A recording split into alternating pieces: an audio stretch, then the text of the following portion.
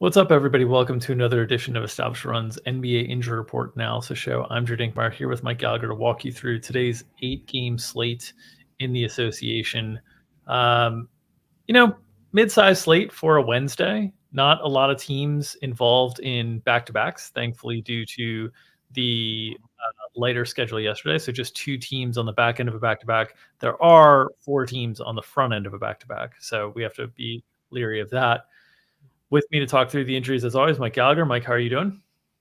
Doing good. Got matchups done last night. Got a little hike in, couple other stuff that happened last night that I'm not going to talk about. But yeah, we're excited for the day. Getting the minutes done. We did all the funky minutes team, so prepared to talk about that. We got some trade stuff to talk about with Terry Rozier. Got some maybe Cade Cunningham. Got a little downgrade today. The Warriors are finally back playing after really tough times and tragedy striking their team. So excited to talk through it. Yeah, let's get to it. Let's start with Charlotte and Detroit. Charlotte, their first game without Terry Rozier. They're also without Mark Williams, Gordon Hayward, and Kyle Lowry, who's not expected to play with the team at all this year, expected to be dealt or bought out by the trade deadline. Cody Martin is questionable here. Nick Richards back to probable, so we will see Nick Richards tonight. What are your expectations for the Hornets without Terry Rozier? I will note we talked thoroughly through the Hornets trade and the Heat side of things for the Terry Rozier trade on the latest episode of Established Run's NBA podcast. You can find that Spotify, iTunes, wherever you get your podcasts if you're looking for more detail on how we think this long-term impacts both the Hornets and the Heat. But for tonight, what are your thoughts on the Hornets? Yeah, the Cody Martin questionable tag is kind of a big deal. So if he's in, feel pretty confident they would start LaMelo, Brandon Ingram, Cody Martin, Miles Bridges, and now Nick Richards. Assume he does return here. Certainly, you probably want the size against Jalen Duren. Maybe they make a case that they start PJ Washington, but I think they're going to start Nick Richards. They haven't really started PJ Washington unless they're like really desperate, which they have been. So yeah, I would expect that. Now, if Cody's out, then we're getting dicey. They could go to Nick Smith. They could go back to Bryce, who's really down bad. I wouldn't be totally shocked if they go to Leaky Black. Leaky Black picked up a couple minutes down in the fourth quarter when they had to give Brandon Miller a blow. You're not really going there for DFS. The guys you're going to, though, are 3 guys, and that's LaMelo, whose minutes are back, 35. Big usage coming his way. The potential assists have been spiking. The handling's up. Everything's back. He's peak LaMelo in one of the best matches you could ask for. Cover boyed him. I think he's could have a huge upside here. And then Miles Bridges, again, just massive usage. Matchup's not as good with Isaiah Stewart back and likely in the starting lineup. Get to him in a second. And then Brandon Miller. The minutes are back. We saw him hit 35, and the last game he hit mega foul trouble in the second quarter to cut him down. And again, they would have played him. They had to take him out for a quick sub in the fourth because they wanted to keep playing him. So he could play a lot here. Really good matchup, right, against the guards. And again, you just need to replace huge handling role, huge usage, huge minutes. And there's only so many guys besides LaMelo who can fill that role right now.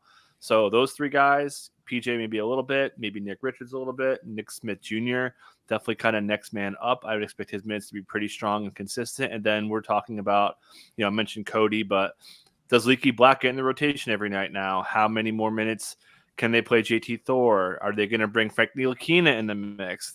Steve Clifford said that Ntilikina hasn't been kind of cleared to play full minutes yet because they're still working on his conditioning, but he could be entering the rotation pretty soon. So the high-end guys we're relying on have such high upsides and such a good matchup for them. And then these other guys, probably tough to get there, but they could be viable, if not now, but pretty soon, especially if the Hornets start clearing the decks a little bit more for trades.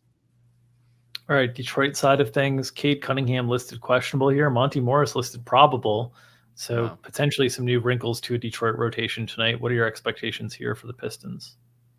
Yeah, downgrade on Cade a couple hours ago. Not good, man, for guys who missed multiple games. Mostly he's been on schedule based on the timeline and reporting, but considering the time he's been off and Monte being back, maybe they just sit him here. So could certainly see them sit. Do they start Monte? I don't think so. I think they would still stick with Killian Hayes if he's out. And then the other note would be we saw somewhat shockingly Isaiah Stewart come off the bench, and this was Monty Williams. I talked about this a lot. A lot of coaches love to do this. When a guy returns from injury, and it's not like a substantial one, they just want to cut off 4 or 5 minutes of the game, and then okay, I'm basically starting him, quote unquote, in a 44-minute game or a a 42-minute game, and that we could kind of play him normally. That was mostly the plan there. So I think Stewart for sure starts. I'd be pretty shocked if he doesn't. And then obviously the nuttiest of that matchup is for Jalen Duren. We'd love centers against the Hornets. Minutes can be pretty strong. Now, if Cade's in, this is an interesting situation because we got a lot of bodies. And again, you would have Cade, Ivy, Boyan, I got it right this time, Isaiah Stewart, and Duren as starters. Then you're going to, okay, who else is a lock in this rotation? And it's a pretty short list. Alec Burks, absolute lock. Kevin, I don't even think Kevin Knox is a lock. I think Asar is a lock. And then I don't know. Who else do you think's like is Killian Hayes a lock? I don't know. And then we were like Kevin Knox a lock. I don't know. Obviously James Weissman's not a lock. Is there anybody else you think that could be even a lock in this situation? I think Monty's a lock, right? Like he's going to be returning from injury. There's all this talk. So you've got like starters, 3 locks to me, and then like 6 guys who maybe are in, maybe are out. So we got like a lot of hedging going on. So we talked about this. We're doing projections. We can't like lean all the way into stuff. So for people who are listening who are on props, just know that a lot of these like lower level Pistons guys, their minutes could come up because we don't know if Killian Hayes, Marcus Sasser, Kevin Knox, James Weissman, Danilo Gallinari, and like Pascal are going to play. So all those minutes that we're assigning those guys could go to the guys we have in with lower minutes. Yep. So that's just something I want to point out for the people who are looking to bet stuff because our projections are going to be probably pretty low on like the Alec Burkses and those guys. Yeah, and would just note you might see something where it's taking turns where one guy plays for one night and then doesn't play the next night. I know they have a back-to-back coming up. You might see something where like Monty Morris plays tonight, doesn't play the next game on Saturday. That's the front end of a back-to-back, then play Sunday. And they use the schedule to kind of finagle getting everybody a look because their motivation right now is not necessarily to win games. It is to sort through the roster in advance of the trade deadline and showcase pieces that might have use for other teams. Now, I know there's been reporting on how they are very like internally as an organization, they really don't want to have the fewest wins in league history. So they want to beat that 76ers team that I think got 8, I think was the record that they got, like 8 or 9, something like that. So they do want to win, but their priority is going to be more on showcasing guys. So especially with like Monty Morris just returning from injury, I wouldn't be surprised if you saw like Monty Morris play tonight, Killian Hayes go bye-bye, and then Killian Hayes play again on Saturday or Sunday with Monty Morris like resting. It's just going to be messy for the next 2 weeks, basically, for the Pistons until some of this roster fluff kind of sorts itself out. It's not like the Hornets situation that is messy for a different reason. It's messy because we don't know who's necessarily going to take all those minutes, but there's not that many guys to take the minutes. So someone within a couple of games will figure out who it is. This situation, I'm not sure we'll figure out within a couple of games because I'm not sure the Pistons will have it figured out within a couple of games. Yep. Okay. Let's move to the Minnesota and Washington game. On the Minnesota side of things, Mike Conley listed questionable due to illness here. They're without some of their G Leaguers in the game against Washington. Interested to see how Minnesota responds after a really disappointing loss in a very unusual game against Charlotte last time out. What are your notes here on Conley's availability and what are your expectations for the Wolves? Yeah, illness tag. He did miss the last game. He's listed for rest, but the broadcast actually mentioned he is dealing with a bit of a hamstring thing. So again, he's fine. He wasn't listed with a hamstring thing, but that's enough to keep in mind for future back-to-backs. Given Conley's age, how he's been pretty healthy this year, they're going to want to keep him healthy. So I think going forward in back-to-backs, I would be starting to expect Mike Conley to start to sit, just given the aggravation rate of hamstring injuries. Illness tag. Pretty straightforward here. The analysis part that we usually cover is, Nickeil Alexander-Walker, he's starting. They had a really good 2-man game going with him and Cat, pick and pop. Obviously, the 62 points. He'll start locked and loaded. A little bit of Shake, a little bit of Jordan McLaughlin, kind of straightforward there. But the other stuff that we don't usually talk about is how much did they miss Mike Conley in this game, man? Like the fact that they were so careless, so disorganized, so immature, according to Chris Finch and Anthony Edwards, they missed the adult in the room in a very, very good way. And you can make a case that Mike Conley was about 10 points in this game. Like they had this game in control and they completely blew it because no one was handling the offense, setting the tone, and doing the right, quote unquote, right things on offense. They really missed Mike Conley. So, you can't bet the Wizards just can't do it, but it's pretty. And I'm curious to see how Ant responds. Should also note that Ant had a comment that they knew Cat was going, and you saw Ant like really assist hunting. He wasn't shooting at all early in the game, and he was kind of forcing it. So, did he learn his lesson? Finch didn't call out Ant specifically for that, but Ant kind of knew it. He said he basically screwed up, that he wasn't trying to play the right way, and they were trying to, rack up the stats for Cat. So obviously this matchup is really, really good. Rudy Gobert, really the best matchup you can get. Excellent, rebounding from him. Could see a 15-15 kind of game from him in the nut matchup. We'll see how Cat responds here. And as we mentioned yesterday, he didn't close all the games, all the possessions. He got subbed out and even missed some offensive possessions because they subbed him out for defense, and then didn't call another timeout. So tough scene, man, for Cat to have 62 points and then not close the whole way. Quite odd. But if the headline here is if no Conley, we'll see a pretty good bit of Nickeil Alexander-Walker. Yeah, pending no more trades happening in the next 24 hours. We'll talk a lot about this Minnesota situation on the next edition of Established Runs NBA podcast, because I have a lot of thoughts on digging in this. 2 straight games that Minnesota kind of looked like the old Minnesota in terms of fourth quarter execution, sloppy, not kind of playing as a team, playing individually. I'm very interested to see. This is a great bounce back spot, a good opportunity against a Wizards team that if you play like a team, you will dissect them very, very quickly. I'm very interested to see how they respond tonight. Washington side of things, their injury report is relatively clean here, just largely without G Leaguers. Any notes on the Wizards? No, just they're back to a pretty big spread here, so we've got their minutes kind of back down. It's kind of the way it goes. We see the minutes kind of get up there. Kuzma getting to 33. Gafford even played a ton, a little bit more than I thought. Like I thought that Bagley could push him a little bit, but they're pretty comfortable with Gafford. And then we'll see how long Tyus Jones, who's been playing really well for like a month now. He's got to be one of the if you don't want to empty the kitty for DeJounte. Tyus Jones should be an interesting guy, but yeah, nothing really to add as far as analysis for this day go besides the blowout stuff. Memphis and Miami. On the Memphis side of things, we can add Luke Kennard to the questionable tag, which along with Santi Aldama being out, I mean, this is just outrageous. No Santi Aldama, no Desmond Bane, no Brandon Clark, no Steven Adams, no Jake LaRavia, no John Morant, no Marcus Smart, no Derrick Rose, and Luke Kennard now questionable. I mean, that is like coming into the year, this is like 7 of their top 9, something like that. It's really out of control in terms of the Memphis injury list. So what do we have left for the Grizzlies tonight?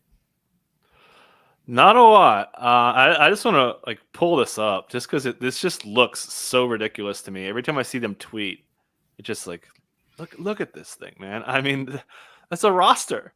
But Kennard was really strong, led the team in touch time, 15 potential assists, and he was doing it in a very unusual lead handler way. He had no isolation or pick and roll handler points in this game. Just hey, get the ball up the floor. If the pass is there, make it. If not, move around, find something else. It was pretty cool to see him operate. Not cool in the sense that we lost a bet on him, but he'll obviously be a big piece. If he's out, they're going to have to start Jacob Gilyard, and then they're going to have to bring in Scottie Pippen Jr. Off their two-way spot here. So, man, I mean, this is scary. The spread moved a little bit. I think that makes a lot of sense. It's up to 10 now, so that covers the backcourt. We'll see, a little bit more Zaire Williams, a little bit more Roddy, a little bit more Gigi, just because they're kind of running out of bodies, and then more John Contra, I should have mentioned. And the front court, missing Santi Aldama is a big deal. They almost have to start Xavier Tillman, who's been kind of a shell of himself. The minutes have been kind of getting pushed down. It's the starting job, but Santi Aldama hurt his other knee. We saw him earlier this month miss time for the left knee. I think it's left or right, whatever. They're different ones. So Xavier Tillman could have a pretty strong minute situation. Matchup sucks. We'll talk about the other side in a second. And then Vince has got to play a lot. Vince, we had an over on him and he crushed it. The minutes could be really, really up there if this game is close. This is just a nasty roster. But yeah, I didn't bet on the Raptors because I don't really trust them. But and I'm not allowed to bet on the Miami Heat, so no betting for me on this game. Yeah, the Tillman, I mean, obviously he's in a position to potentially play a lot of minutes, but he's also been Yep. battling knee soreness, and who knows how many minutes his body can actually handle at this point. Um, they might need to do some injury exemption hunting again, because this roster is just really, really thinned out. Miami side of things, Terry Rozier questionable on the injury report due to the trade pending. Jaime Jaquez Jr. doubtful with that left growing strain. Haywood Highsmith probable here. What are your expectations? It would seem like there's enough time for this Terry Rozier trade situation to get resolved, so I would think he'd be available tonight. But what are your expectations with Rozier and the Heat? Yeah, I mean, no reason to think, right? I mean, not a lot of travel for these guys. The trade got approved pretty early yesterday, so you would think, and there's not like multiple players involved here, so you'd think that this is going to be approved and ready to. Like, Rozier's been playing a ton of minutes, yada yada yada. So I'd be pretty shocked if Rozier didn't start. So I feel very good about 4. I'll get to the 5th in a second. So Terry Rozier, Tyler Hero, Jimmy Butler, Bam Adebayo. The 5th is a toughie. I think there's 3 candidates to start. Nikola Jovic, who's been starting. Caleb Martin, who's been starting. You're going to play a little bit smaller, a little bit tricky to do that against Memphis and Jaren Jackson Jr., but teams do it all the time. I think they could put Jimmy on him or Caleb on him or anything like that. So that's kind of my lean, that it's Caleb. And they could go Haywood Highsmith, getting a little bit more size, a little bit more point of attack. He's also listed with an injury, so I think maybe you want to keep his minutes a little bit in check. So I would kind of rank them Caleb, Jovic, and Highsmith. And then I think nobody else is even a candidate. I'd be pretty shocked if we get like a crazy Spo. Oh my God, I can't believe this guy's starting situation. Then we get, once every 2-3 weeks. And then, the role, we talked a lot about this on the podcast, so I don't want to just double dip, but big pick and roll handling situation for Rozier. One of the best in the NBA there, one of the best on-ball dribble players. They need shot creation. I think that really helps. I think this could help Bam, being a little bit more of a pick and roll heavy big man, runs a lot of DHO. So I think there's more ways to get Bam involved. And I think Tyler Hero is a pretty big loser just from, he just kind of just falls in line with where Jimmy leaves usage. And I think it's going to be harder to do now with Rozier in the mix. But we'll see. Josh Richardson's minutes are kind of down bad. Could see him kind of going away here. Yep. And we'll talk about Jaime when he eventually makes it back. But yeah, I'd be honestly really shocked if Rozier doesn't start today. So, again, obviously assuming he's in there. If he's not available, he's not going to start. I will say, as a guard being traded, there's a lot more for a guard to learn offensively than a big to switch into situations. Yeah. Like if you think about it, the play is in front of a big. Like they see everything that's happening in front of them. The guard has to create everything that's happening. So the guard has to be the one orchestrating plays and stuff. So I would not be surprised if Terry Rozier's role tonight in the first few games is just catch and shoot, 3-point shooter, and not on ball. I think it will eventually evolve into on ball, but that might take some practice time, some learning of the sets, some different things like that. So wouldn't be surprised if Rozier's role is a little bit different tonight than it will be in a few weeks. All right, and let's shout out move to us with the Marvin Bagley bet on his first game out of the gate with him playing at like 40 for basically similar reasons that we have put that through. Cleveland and Milwaukee on the Cleveland side of things. They're still without Darius Garland, Evan Mobley, Isaiah Mobley, Tristan Thompson suspended by the league, Ty Jerome, and Amani Bates. They have a questionable tag on Karis LeVert. So what are your expectations for Cleveland going into Milwaukee tonight?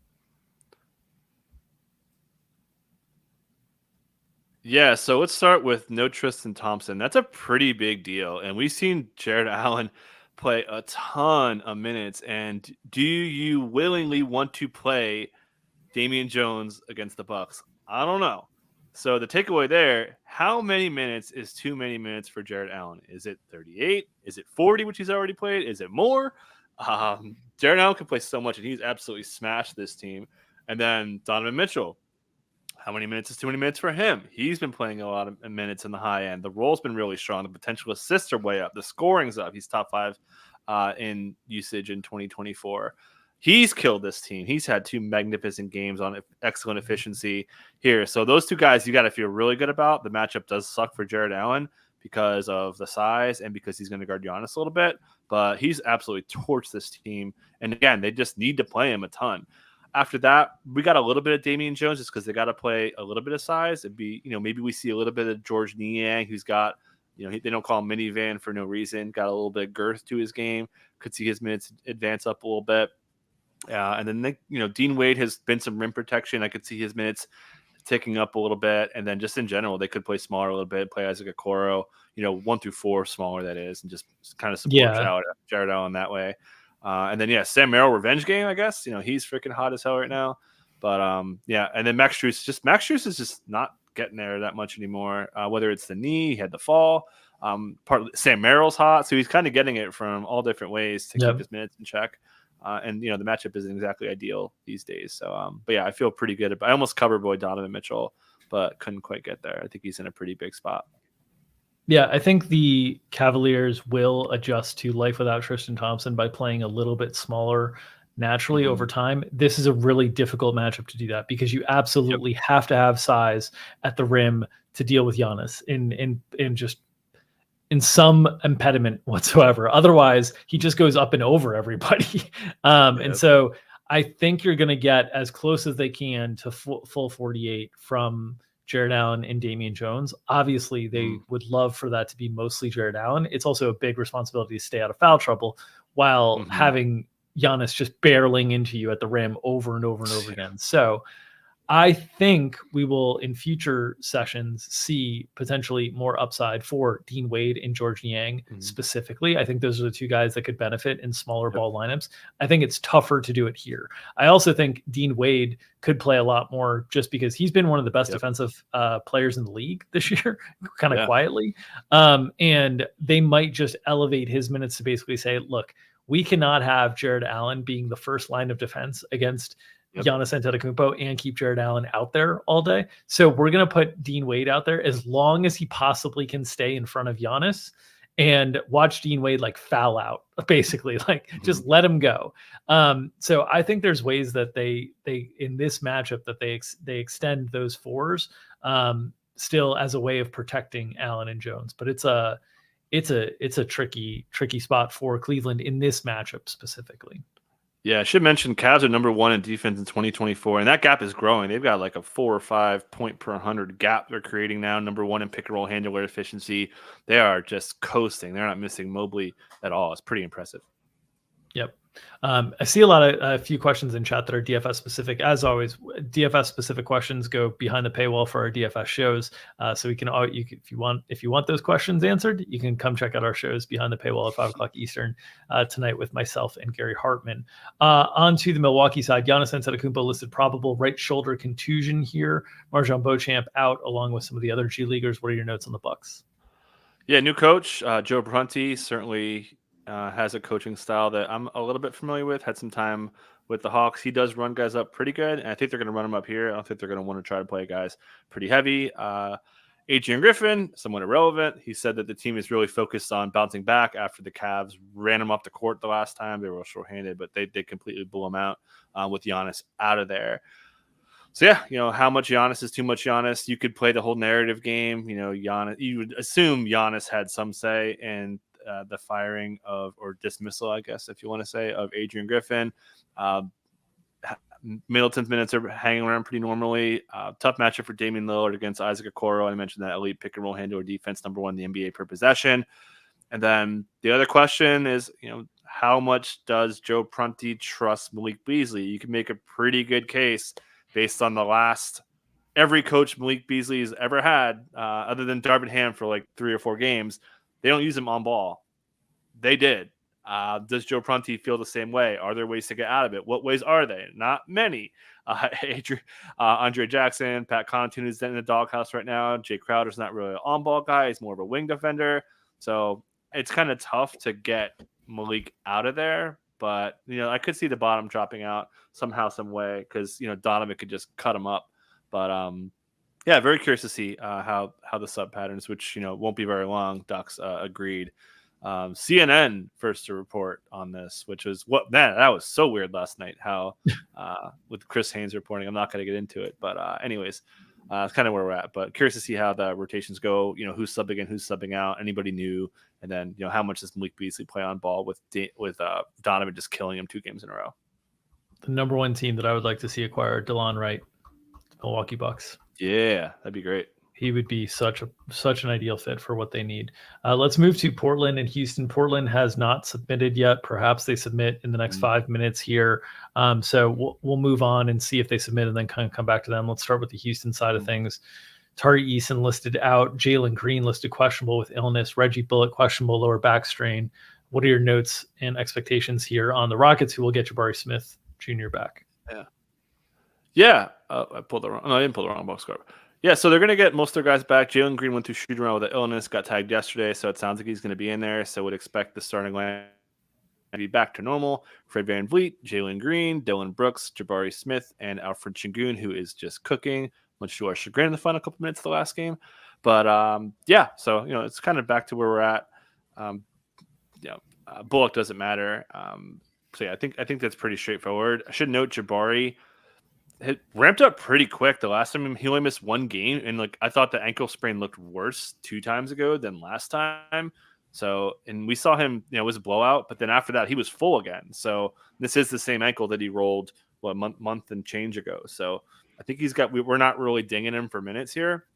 So yeah, expecting pretty much a situation to be fine. Well, maybe Fred VanVleet's minute ceiling comes down to teensy bit, especially if the spread could expand. Again, I'm expecting somebody to be on the Portland report here in a little bit. But yeah, I think we're pretty straightforward. Feel pretty good about the Rockets in this spot. Yeah, Amon Thompson looked pretty good in a tough matchup against Boston. So really, really good to see him get an opportunity. I'm excited to see if his role can expand over the course of the second half of the season here. But that's something to monitor. Obviously, the direct impact would be on Fred VanVleet, right? Or potentially Dylan Brooks if they decide that they like Amon Thompson's defense enough. I don't think that'll be the case. And Jalen Green to a degree. Yeah, and Jalen Green. Yeah, that's a good note as well. I should actually mention, I was going to say, if this whole shoot around thing was usually when guys are sick and they're at shoot around, that's a really good sign they're going to play. But just say that's wrong. I think there's 2 candidates to start. Amen.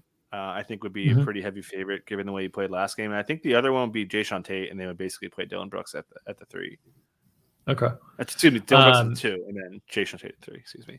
I forgot who tweeted this, so I apologize. I saw this tweet yesterday about the trade that would bring, and the proposal was Jalen Green for Alex Caruso.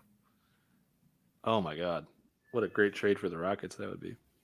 Exactly, right. But I think the perception is Jalen Green was a top 5 overall pick. How can you give up a top 5 overall pick early on in their career for Alex Caruso? But I think the ship, I don't want to say the ship has sailed, but I think the path to Jalen Green being a super impactful high-end player looks very narrow right now. As it DeAndre usually was a number 1 overall pick too. Yeah, as it usually does for guards of his size. I will just say, usually guards of his size, it is tough. Unless they're elite distributors, it is tough for them to be elite players, which is why that was kind of a questionable pick when it was made. All right, let's move to the Phoenix and Dallas side of things. Phoenix, we'll come back to Portland after the 2:30 to see if they file. On the Phoenix side of things, Eric Gordon listed questionable here, still without Bol and Damian Lee. What are your notes on the Suns? Yeah, just playing great. 6-game winning streak. Wild turn of events. Kevin Durant, buzzer beater, back-to-back 40 balls in back-to-back games. The minutes have been outrageous. I know what you're going to say. I'll let you get into that when we talk Kevin Durant's workload. But Bradley Beal's minutes have been just really, really strong. Booker's role has shrunk. Grayson's playing fantastic. Nurk lost closing minutes. We saw him lose closing minutes to fouls. He lost them to Drew Eubanks in this game. Nurk against Luka, I don't know. Could be bad. And then Katie Bates-Diop increased here. Could he come back down? Yep. This is usually a Josh Okogie matchup for guards. So keeping an eye on that. But yeah, we feel pretty good, especially if Eric Gordon's in there. It could be pretty concentrated. We know that this team wants to get them back for knocking them out of the playoffs. Yeah, and I mean, a couple things on Durant. First and foremost, I spend a lot of time on Twitter for work purposes. I did not see anybody side by side the Durant shot versus the Jordan versus Elo shot in the playoffs. Yeah. They looked so similar to me when I saw them. The ability to move the ball in kind of midair and redirect and still get your shot clean. It's just outrageous skill set. But yeah, the 41 minutes from Durant, we know where this goes. We know where this goes. This goes to Durant missing 5 to 6 games. Like if they keep playing him this much, and it's good that the Suns are getting some of these wins. That is great. They need wins. The way that they are getting them is still concerning in terms of like having to come way from behind against Chicago, who's on the road, having to come way from behind against the Kings team that has been terrible of late. And we were very optimistic on the Suns when they had everybody healthy. They have everybody healthy now. I need to see them starting to like thump some teams so that they don't have to play Kevin Durant and Devin Booker 41 plus minutes, and they can get into like what we've seen kind of the Cavs doing shockingly during this stretch, which is they are thumping some teams, and Donovan Mitchell is out here getting like 32 and Jared Allen's getting 28, and then they're able to ramp up in games that they need. We need to see some of that from the Suns. That's like the next iteration, the next evolution. But should a reminder, it took a little bit for the Clippers, right? It took a little bit for the Clippers to get going and find their stride and whatnot. Maybe we're starting to see the turn here for Phoenix, which it's been a long time coming, but they haven't had health all year long. Dallas side of things, a lot of questionable tags here. Kyrie Irving questionable, Dante Exum questionable, Luka questionable, and Seth Curry questionable. What are your expectations for the Mavericks tonight? And we just got we actually got the Thunder and Blazers, which we'll get to, but we just got Dwight Powell ruled out for an eye injury as well. So that shrinks the size overall. That's going to help Derek Lively's ceiling a little bit. How much can Maxi Kleber play? Could Maxi Kleber play small? I think this game could go pretty small. As I mentioned, the Nurk stuff that's gone bad. Pulling the box up now. But a lot of Q tags here. Kyrie Irving said he's going to play with a brace, and he's going to be dealing with pain on his shooting thumb. That's not very good. And then the Luka back thing, we'll see. This is a new thing. He hasn't had I don't know how my notes in front of me, but anyways, he had like one back contusion about a month and a half ago. Didn't miss any time, and he had a lower back strain in 2021 and missed like a game. So not like a red alert back injury, but does have a teensy bit of a history there. But I think he's going to play national TV game, not a back-to-back, yada, yada, yada. So, and then Dante Exum, sounds like he's going to be back. Jason Kidd has said numerous times when he's back, he's going to start. Now, does he start right away? Does he have a minutes limit? I don't know. We're leaning into the quote we have starting with a little bit of a minutes cap. The type of injury with the foot could certainly lead to a longish ramp up, meaning 5 games plus of needing to ramp up, given his history too, right? Dante Exum hasn't been very healthy in his NBA career. If they do play the, we're going to ramp you up off the bench situation, that would mean Josh Green would get the start. So we'll take Kyrie at his word, say he's going to play, but if Lucas sits, they probably start Tim Hardaway. They, hey, get the substitute teacher on the phone. We need you to fill in for Lukaology over here. So I think that's kind of straightforward. But yeah, low key, the Dwight injury, I think that really stabilizes Maxi Kleber's minutes. It's kind of tough to get there for DFS, but I'd be curious to see because I think he makes sense, right? You probably want to play him for Durant. That's kind of one of the guys he likes to guard. So. It's kind of weird that a guy isn't really playing much, but I think Maxi Kleber is pretty solidified now that his minutes are back after the dislocated pinky toe. All right, let's go back to Portland since they did file a little bit of a suspicious injury report here from my vantage point. They've listed Moses Brown, Shaedon Sharpe, and Robert Williams all out. They didn't list anybody else. This is the same injury report they had yesterday. It is the second night of back-to-back, and they played pretty full minutes yesterday. So color me skeptical that this injury report stays the same the rest of the day. The number one candidate that I'd be looking out for would be Malcolm Brogdon, who played 35 minutes last night. But what are your notes here on Portland? 100% agree. We've seen the Blazers add guys all the time this year. So Malcolm Brogdon on red alert, DeAndre Ayton, knee tendonitis, red alert for me, possibly Jeremy Grant. We'll see. What a loss. What an incredible loss for the Blazers to have that go the way they did. You get them in the foreground with the BS ref stuff.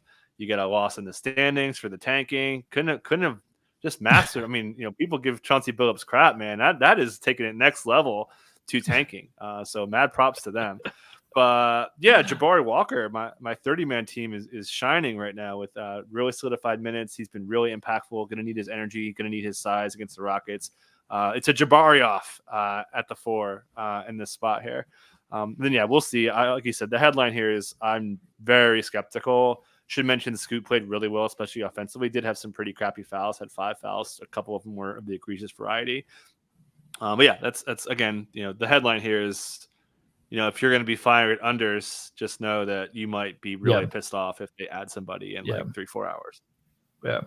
All right. Oklahoma City and San Antonio. Oklahoma City just filed as well. Again, same injury report as yesterday. And just here's the note that I would say to the untrained eye, if you're not staring at injury reports all day, if the injury report matches the exact last filing that they had on a back-to-back, be a little skeptical, because what it could mean is they know they have to file something by X time to meet the league requirement. And so just copy paste whatever we had last and send it, and we'll update this later. And so same thing with the Thunder here, where it's the exact same filing as yesterday with Yushman Jang, Trey Mann, Olivier Sarr. I guess Trey Mann was added. I don't think he was on yesterday. So they actually, Jang, it was the news item. They kind of downgraded him. Okay. But it's basically the G Leaguers out. Any notes here on your expectations for the Thunder? Yeah, I didn't. No one really got hurt yesterday. SGA got like clipped for a little bit, but I think keep an eye on him. Like we saw him have like that knee thing where we were keeping an eye on his status. He's always, and again, they do it both ways, man. OKC will out you and then make you questionable, then play you, and then go the other way. Hey, nothing, and then out all of a sudden. So again, this is just a guideline for what the injury report could be. So yeah, I don't have much to add. Pretty tough win. SGA didn't have his fastball last night. J-Dub, my guy, game winner. Chet, just man, that dude could protect the paint. We do have the rookie of the year off as well, which should be pretty fun there. So should also mentioned the Sam on our hike today. Aaron Wiggins is the best Wiggins in the game now, quite clearly. He's playing pretty well. So, but yeah, we also should mention Keontae Johnson got in the rotation out of nowhere. You'll see a lot of numbers on here. These obviously weren't garbage time. They had a really bad first half, and you see the second quarter score 38-20 in favor of the Blazers. Mark Dagnall just like, okay, let's get Keontae Johnson out there and just try stuff out. So they did tighten it up in the second half, though. All right, Spurs side of things, Dominic Barlow listed out. Trey Jones listed questionable here. The rest is just G Leaguers or players who have already been lost for the year. So the Trey Jones questionable tag is the big news item here. What are your expectations for Trey Jones and the Spurs? Yeah, no shoot around for Trey Jones. This is a big one. We haven't done the if-then situation for Trey. There are a lot of ways this can go. Do they go back to the Zach Collins situation? The last time they played the Thunder, they started Zach Collins when they had to point Sohan. I think that's on the table. Do they get Keldon back in there and start him with Vassell as kind of like co-point guards? I think that's on the table. Do they start Blake Wesley, who's kind of really run ahead of Malachi Branham? I think that's on the table. Do they bring Branham back from the dead? Kind of don't think that's the case, but yeah. So again, there's a whole lot of ways this can go as far as like beneficiaries go. Vassell for sure. Sohan for sure. Keldon for sure. And then Jetty Osman, also a candidate to start. It's kind of tough. Blake Wesley for sure. Like he's locked in the minutes now. I would say he's going to have like 20 at the minimum, maybe 28 on the high end if he starts. So he would be like a clear beneficiary. Possible stream candidate if you play season long there. And then how does Wembanyama feel? Because ever since Trey Jones has been starting, Wembanyama's usage has really spiked. Yep. Is it just because Wemby's getting fed, or is there some Trey Jones stat? I think that's a fair question. So you can make a case that with the matchup, OKC really good interior defense. May not matter. They're a poor rebounding team, so maybe Wemby gets it going on the O-glass. So it's kind of unclear if Wembanyama benefits, but I think those other guys I mentioned could definitely. But yeah, it sounds like Trey Jones is going to start, and I have very little feel on who's starting. I think if you made me pick, I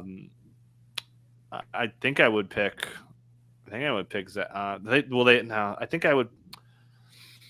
I don't know. My gut's telling me to start Wesley, but that's what I would say. I think it would be Blake Wesley. Yeah. It's possible that the matchup, because OKC is so big, that it's possible that it's just shift Jeremy Sohan back to point guard and Keldon Johnson to the starter. I think if it was a different matchup and it was a smaller team, I'd feel pretty confident it was Wesley. They've been talking Wesley up. He's been playing better of late. They've been handing him the reins a little bit more, letting him play deeper rotations into the fourth quarter, even stagger a little bit with Trey Jones. So I think it would be him, but the matchup might dictate just saying, hey, we're going to have Sohan guard SGA anyway. Let's just not worry about cross matching stuff. And let's just get our 5 best out there. All right. They could just call Dominic Barlow back up for front court depth. They could just play Sandro Mamakavashvili. They still got enough front court depth. Even with I should mention the Wembanyama thing. He's it's 27 now, and that's a loose 27. So he could even have 29s in him. So could still have pretty big ceiling. Again, he would have to be a big, if I'm looking to bet Wemby stuff, I would probably be looking for double doubles and adding that. Because I think if he gets there on offense, it's because he's killing on the O glass. Yep. All right, let's move to Atlanta and Golden State. On the Atlanta side of things, they're without Trae Young, as we alluded to. He's not going to travel for this trip due to concussion protocol. This is the last game of their 2-game West Coast road trip. They're also without DeAndre Hunter. They've got a questionable tag on Bruno Fernando. What are your notes on the Hawks? Yeah, let's start with DeJounte. Unbeknownst to me, I cover boyed him on Monday. Didn't know he was on the slate. But hey, if you bet his overs, you did pretty well because he absolutely smashed. And you see the stat line with 35, 10, and 6. He's actually 14-1 triple double, which I thought was really, really low. So I thought if it was like 20 or more, I was going to fire at it.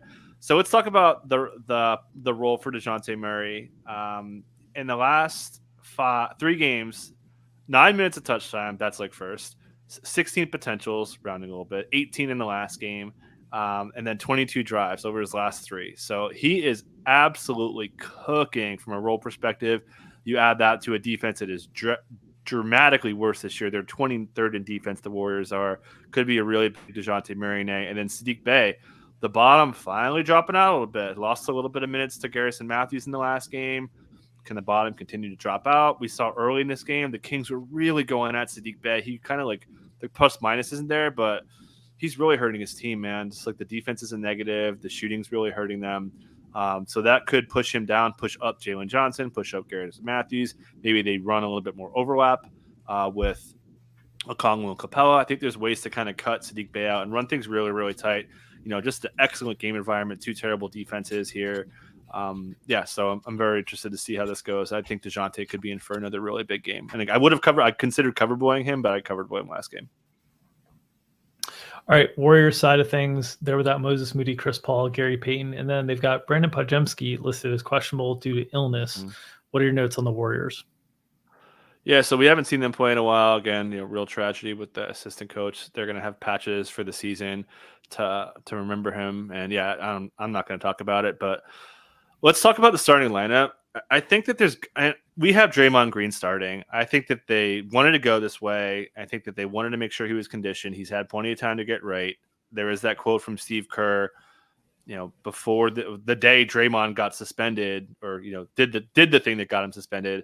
He said he wanted to keep going with that. And I feel pretty good that they're going to go with Steph, Clay, Wiggins, I think Wiggins, Dario Saric, and Dre. I feel pretty good Dre's going to start, right? Why wouldn't you start Draymond Green? He's one of your best players, one of the best defenders. Sure, he's been a little bit worse this year, but so is everyone besides Steph. So I think you start Draymond. I'd be pretty shocked if he doesn't start.